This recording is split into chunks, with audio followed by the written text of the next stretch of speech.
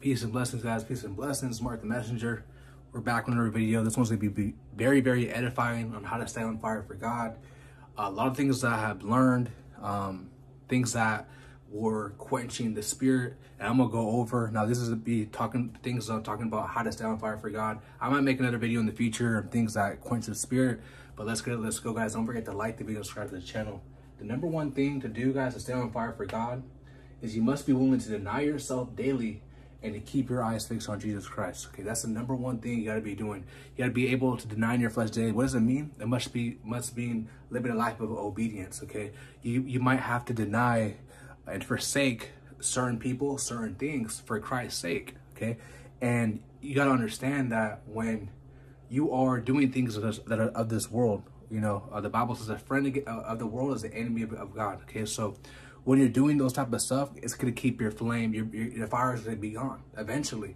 Okay, so you got to understand that it's all about denying yourself daily, picking up your cross, and keeping your eyes fixed on Jesus. That's the number one thing, guys, is stay on fire for God. Okay, now it's easier said than done because our flesh always wants to go against God, always wants to sin, always wants to do things that, you know, go against God. But when you stay in the spirit and you stay fired up, it's a lot easier because your spirit is fighting against your flesh. When the more you feed your spirit, okay, the more you feed your spirit, it's going to fight against your flesh. The more you feed your flesh, it's going to be, for now your flesh is going to be waging war against your spirit. That's in Galatians chapter 5, verse 16 to 17. I'll leave a verse right here. And with that being said, number 2 is don't live a life of willful sin. Okay, when you live a life of willful sin, guys, and now, of course, guys, the Bible says that if any man says he's without sin, he's a liar and the truth is not in him. So, yes, we sin unknowingly throughout the day, which is why we must live a life of repentance, repenting daily. But when you live a life of willful sin, when you don't want to correct your mistakes, you don't want to acknowledge your faults, that's very dangerous. And what that could do, guys, it could get your fire, you no longer, the fire is going to be burning. Okay, you no longer be filled with the spirit because you're not quenching the spirit through living a life of willful sin, disobedience. And one thing about God, he's very merciful, he has a lot of grace for us, right? But if you keep on not hearkening to the voice of the Lord and keep going against him, you know, now it could lead to spiritual death. It could lead to, you know, depression, sadness, a whole bunch of opening doors for demonic spirits in your life because, you know, you went against God. Now you're opening doors, whatever sin that you might be committing, and that's keeping you low. Okay, it's not keeping you, you know, on fire. So always understand that, guys, that you don't want to live a life of willful sin. Yes, we sin, we make mistakes, but you don't want to do it willfully, okay? And repentance is not a thing, guys. When you repent, okay, God, forgive me, and the next day you're doing it again. God, forgive me, the next day you're doing it again. You don't want to do that. When you repent, that's something that it should be, okay, God, you know, like I don't have the intention to do this no more. That's true repentance, okay? And the Bible says you can't serve two masters, okay? You'll either love one or hate the other. So you must love living for the spirit. You must be, you know, living to, you know, fill your spirit up. Because if you're living for the flesh, you can't serve two masters. So you got to be all in. Pretty much you got to be all in. You can't be lukewarm. Number 3 is to meditate on God's word and his promises every day. Yes, guys. Every single day you want to be meditating on God's word. There's a verse in Psalms chapter 1, verse 1 to 3. I'll leave a verse right here. Talks about blessed is the man who meditates on God's laws. He shall be planted in the sea, the river. I don't know the whole entire verse. I'll leave a verse right here. And this is something that is very important. The reason why meditating is very important. Now, when people hear meditation, they think of New Age, stuff like that.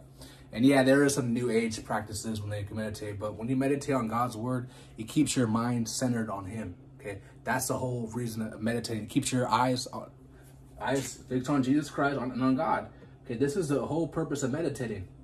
Okay, you don't meditate on wanting to make some, you know, material, worldly things. Okay, you want to be meditating on God's promises, God's word, because when you do that, it's going to give you a sense of peace. Okay, a lot of people who struggle with anxiety, depression, if they were meditating on God's word, okay, I'm telling you guys. Now I'm not a doctor or anything like that, but there was a lot of times, guys, when I was facing those things, and I didn't even know what God's word was. I was reading my Bible. Okay, so that's very important to be doing, guys. Meditating on God's word and his promises every day. Okay, it could be you in the shower for literally, you know, you're scraping yourself off. You just woke up, you're brushing your teeth, and you got Psalms 37 verse 17, or you got like Mark chapter 3 verse 20.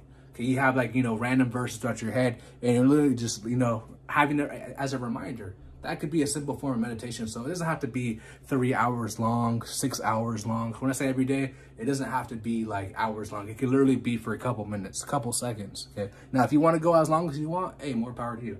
Okay. Number 4 is you must abide in charity, faith, and hope. But the greatest is love. Okay. That's in 1 Corinthians chapter 13, verse 13.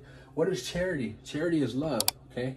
Charity covers a multitude of sins. Like I said, guys, in this walk, you're always going to be making mistakes. So you want to have charity for your brother, charity for your neighbor, love for your brother, love for your sister, love for your neighbor. If you see someone else like in the streets in need, money, clothes, whatever the case may be, have a you know, a cheerful, giving heart to help that person out. Okay. Also, you want to have faith in God, faith in Christ, and hope. A lot of times we get hopeless. And, you know, that could open up doors to, you know, doing things that, you know, to things that we do to run away from the pain.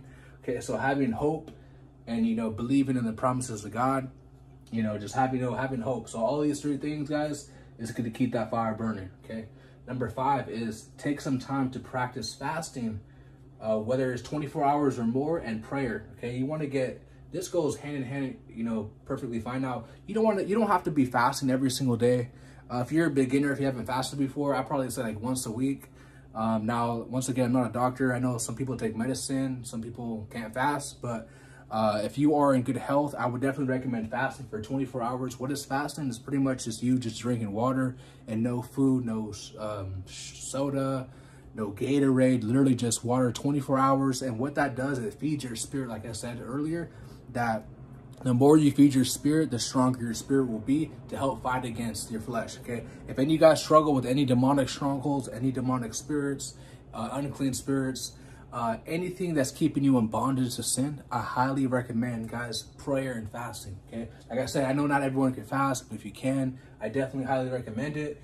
And prayer. A good prayer, guys, is Matthew chapter 6, verse 9 to 13, okay? That's what Jesus says, how to pray. My marker randomly just ran out. But yeah, Matthew chapter 6, verse 9 to 13. Jesus tells you how to pray. And so if you guys don't know how to pray, that's the instruction that Jesus talks about. All right, so number 6 is to be humble and don't think you are better than anyone. A lot of the times we gain knowledge and we start to think that we're better than other people. And that's where a lot of people go wrong, okay? Always understand that we all fall short of the glory of God. The Bible says there's no man that does good, you know, so you always want to stay humble. And the Bible says that in James chapter 4, verse 6, that God resists the proud, but he gives grace unto the humble, okay? We need, in this walk, we need grace. We need grace, we need mercy. We need God to forgive us. So if we're requiring that from God, God's will require that from us. We must forgive those people who hurt us, betray us, who are being used by the enemy to, you know, slander us, lie on our name, okay? We must forgive those who, you know, those who trespass against us, okay? You know, we must be merciful to those, just as God's merciful to us, okay? So we want to, if you want God to be merciful to you, make sure you're being merciful to others. If you want God to forgive you, make sure you forgive others. And yes, guys, I understand some people, they don't deserve to be forgiven.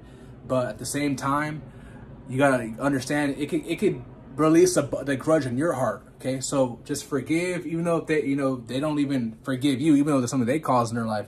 Just forgive and keep it pushing, keep it moving. Okay, because sometimes that can stop you from growing in life by having a grudge in your heart. All right, number 7 is to do the will of God, faith and works. Okay, and a lot of people say that works is like, oh, Mark, you preach the works doctrine, but guys, fasting, prayer, okay, denying yourself daily, not living a life of willful sin, repent daily, okay, meditating on God's word, okay, all that is works. Okay, now of course, now repenting, we must repent for sure. Okay, but like, let's say meditating, that's not gonna lead, you know, you don't have to do this for salvation, but repentance is required for salvation. Denying yourself daily and picking up your cross. Okay, so all this, guys, if you apply this to your life, now that's faith.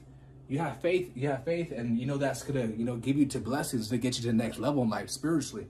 Okay, and that comes with works. Okay, the Bible even says that Jesus, when he comes back, he's gonna give all man according to his works. Okay, what were you doing to help God's sheep? What were you doing for the kingdom of God? he's going to come back to give everyone according to their works. Okay, so best believe it. Your faith and works go hand in hand. Even the Bible says that if faith without works is dead. Okay, like I said, guys, all works. Okay, all works, and that's all through your faith. Fasting is faith. Okay, you believe that you're going to be delivered from a certain sin, a certain battle. You believe that your spirit is going to be filled, and it will. It will. Okay.